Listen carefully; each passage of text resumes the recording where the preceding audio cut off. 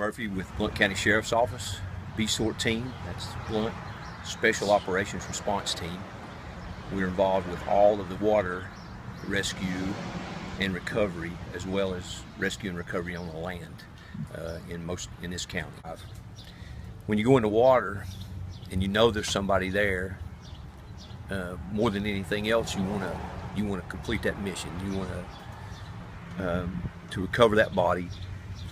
More than anything else, on behalf, that, for me anyway, that's somebody's little boy or somebody's little girl. That's somebody's husband or friend, and I really want to get that body, that person, back to their loved ones.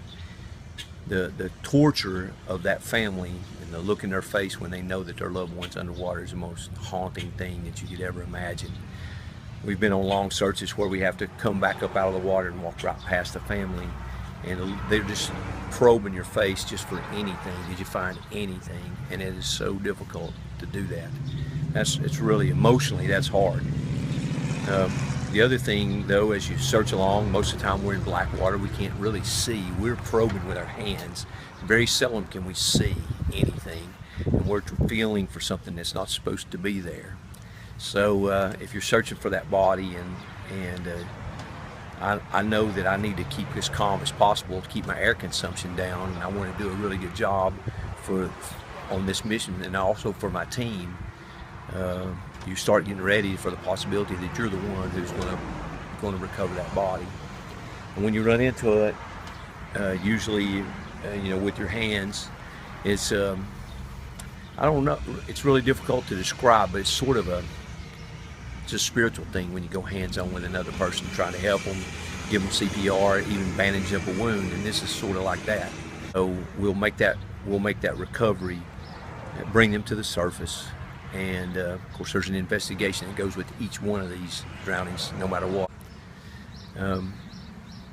After the recovery of the body to the shore, there's some things that have to be done. After that, load the body onto the ambulance. May have to search that person's their pockets.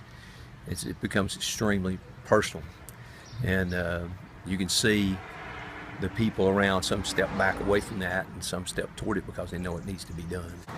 We hear the families talk and say, we didn't get to say goodbye, and that's really difficult too. It's really hard. And usually after a mission, I think all of our guys would agree on our team that you just can't blow that off. You can't just go home and mow the yard or go home and grill a cheeseburger or something. It takes hours to decompress yourself from that mission. It's a complex thing. We know that it's actually post-traumatic stress.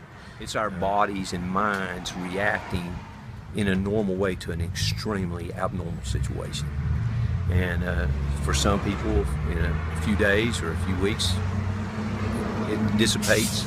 And for some situations, it doesn't dissipate. And sometimes we have to help one another through some of that stuff.